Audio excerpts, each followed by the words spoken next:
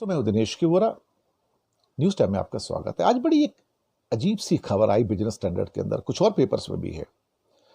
भारत का चाइना के साथ जो तनाव चल रहा है सीमा पर, खासतौर से अरुणाचल प्रदेश में और लद्दाख एरिया में, जहां की सेनाएं आमने सामने हैं और भारत आनन फानन में बहुत सारे देशों से गोला बारूद और हथियार खरीद रहा है ताकि चाइना का सामना किया जा सके।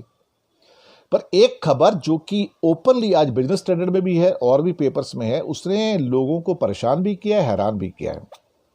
हैरान इसलिए किया गया है कि रशिया से जो 190 मिलियन डॉलर के गोला बारूद खरीदे गए थे भारत की आर्मी के द्वारा, और ये खरीदे गए थे जनवरी से पहले की बात है इस साल। इनकी कीमत इंडियन रुपीस में होती करीब करीब 1500 करोड़, 1400-1500 करोड़ के गोला बारूद है और इमरजेंसी में चाहिए, अर्जेंट चाहिए।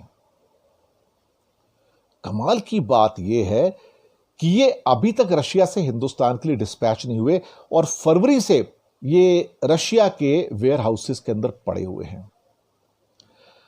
ये कंसाइनमेंट इससे बड़ा था गोला बारूद का, जिसके अंदर नेवी के और एयरफोर्स के गोला बारूद भी थे, लेकिन नेवी और एयरफोर्स ने तत्परता दिखाते हुए, जो मॉस्को में इंडियन एम्बेसी थी वहां पर जो एयरफोर्स और नेवी के जो अटैची थे, उनके द्वारा प्री डिस्पैच इंस्पेक्शन करा के अपने गोला बारूद मंगा लिए।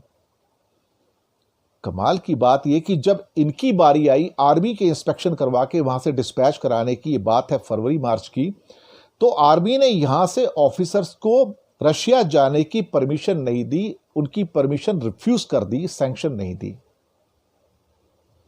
एक अजीब सी बात थी, जब एयरफोर्स और नेवी अपने वहां जो अटैचीज हैं उनके द्वारा काम करवा के डिलीवरी ले सकते थे, तो आर्मी क्यों नहीं ले सकती थी? और आर्मी को ही एम्यूनिशन की सबसे ज्यादा इस टाइम जरूरत थी क्योंकि चाइना सामने खड़ा है।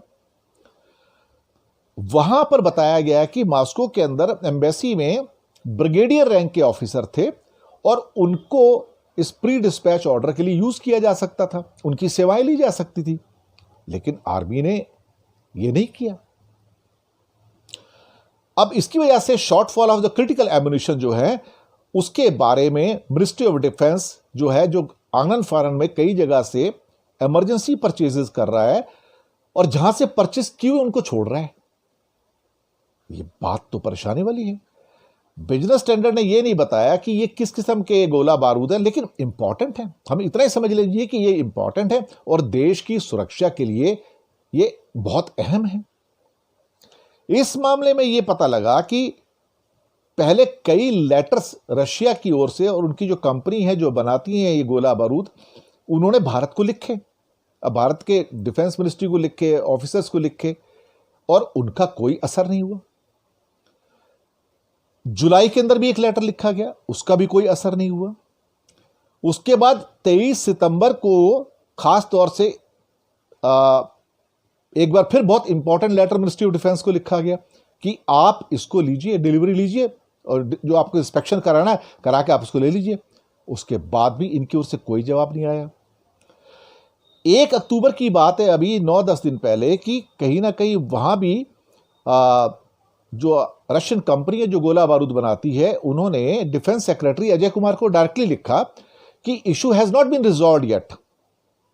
अब ये एक अजीब सी बात थी, जबकि इसके ऊपर पहले कुछ डिस्कशंस हो चुके थे। मॉस्को में एक मीटिंग हुई थी, विदेश मंत्रालय भी वहां पर था, विदेश मंत्री भी वहां पे गए थे, लेकिन इस अर्जेंट नीड को इस ढंग से, इतने ढुलमुल तरीके से डिफेंस मिनिस्ट्री के अंदर डील किया जा रहा है, यह हैरान करने वाली बात है। अब यहां पर सितंबर 17 को भी हुआ कि army wrote to the defence adviser in Moscow that a 10 member team would be travelling to Russia for the pre dispatch inspection. 21 सितंबर से 5 अक्टूबर तक यह डेट भी दी गई, लेकिन मिनिस्ट्री ऑफ डिफेंस ने फिर इस टीम को सैंक्शन देने से मना कर दिया और मुद्दा फिर वहीं का वहीं। कमाल की बात है कि रशिया ने और रशियन कंपनी ने यह कहा है कि आपके जब से ये सामान रखा हुआ गोला बारूद, तब से आपके वेयर हाउसेस चार्जेस बढ़ रहे हैं, एडमिनिस्ट्रेटिव चार्जेस बढ़ रहे हैं, और इसके अलावा पेनल्टी भी लग सकती है उनके द्वारा।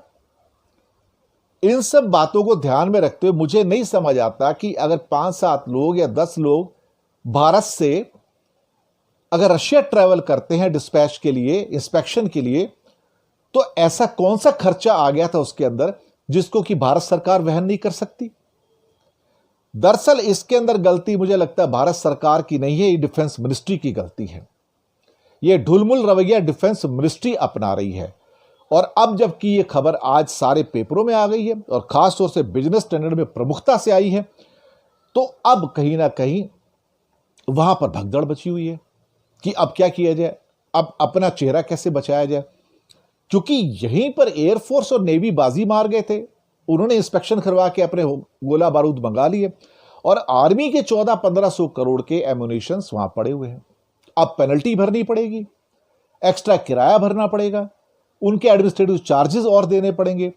मतलब ये हो गया कि 1400-1500 करोड़ का जो हमारा टोटल मिला के ये सारा कंसाइनमेंट है, ये और 100 करोड़ जुड़ जाएगा उसमें।